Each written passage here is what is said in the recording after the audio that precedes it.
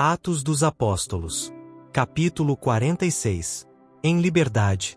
Enquanto os trabalhos de Paulo em Roma estavam sendo abençoados para a conversão de muitas almas e fortalecimento e animação dos crentes, estavam a juntar-se nuvens que não somente ameaçavam sua própria segurança, mas também a prosperidade da igreja.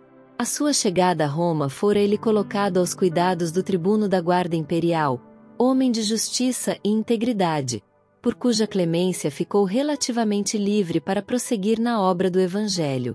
Mas, antes do fim dos 2 anos de prisão, esse homem foi substituído por um oficial de quem o apóstolo não poderia esperar nenhum favor especial.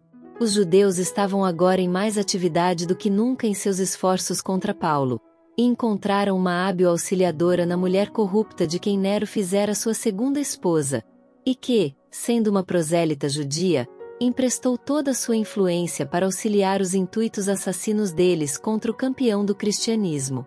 Pouca justiça podia Paulo esperar da parte de César, para quem apelara. Nero era mais vil em seus costumes, mais frívolo no caráter, e ao mesmo tempo capaz de mais atroz crueldade do que qualquer governante que o houvesse precedido.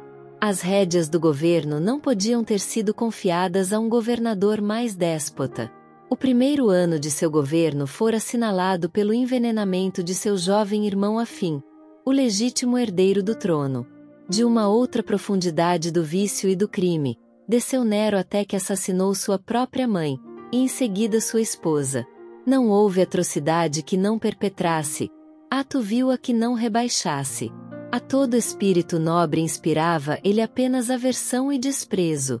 Os pormenores da iniquidade praticada em sua corte são por demais degradantes, por demais horríveis para serem descritos.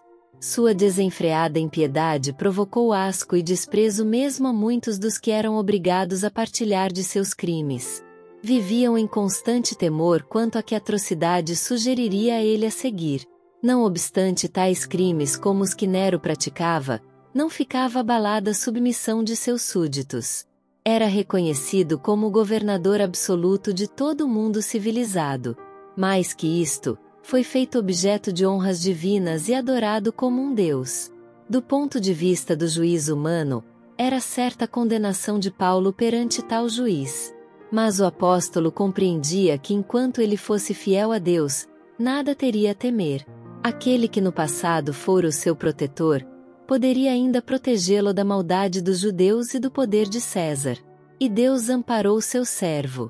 Ao ser Paulo interrogado, não foram sustentadas as acusações feitas contra ele, e, contrariamente à expectativa geral, e com o respeito pela justiça inteiramente em desacordo com seu caráter, Nero declarou inocente o prisioneiro. As cadeias de Paulo foram removidas, tornou-se novamente homem livre. Tivesse o seu julgamento demorado mais, ou fosse ele por qualquer motivo detido em Roma até o ano seguinte, e teria sem dúvida perecido na perseguição que então teve lugar. Durante a prisão de Paulo, os conversos ao cristianismo se tornaram tão numerosos que atraíram a atenção e despertaram a inimizade das autoridades. A ira do imperador se despertou de modo especial pela conversão dos membros de sua própria casa, e logo encontrou pretexto para fazer dos cristãos objeto de sua inexorável crueldade. Ocorreu por aquele tempo um terrível incêndio em Roma, pelo qual quase metade da cidade se queimou. O próprio Nero, falava-se, atear o fogo, mas, para desviar as suspeitas, fez uma ostentação de grande generosidade, prestando assistência aos que ficaram sem lar e destituídos de seus bens. Foi contudo acusado do crime. O povo ficou agitado e enraivecido, e Nero, a fim de inocentar-se e também livrar a cidade de uma classe que ele temia e odiava, voltou a acusação contra os cristãos. Seu expediente foi bem sucedido, e milhares de seguidores de Cristo, homens, mulheres e crianças, foram cruelmente mortos. Desta terrível perseguição Paulo foi poupado, pois que, logo depois de seu libertamento, deixara Roma.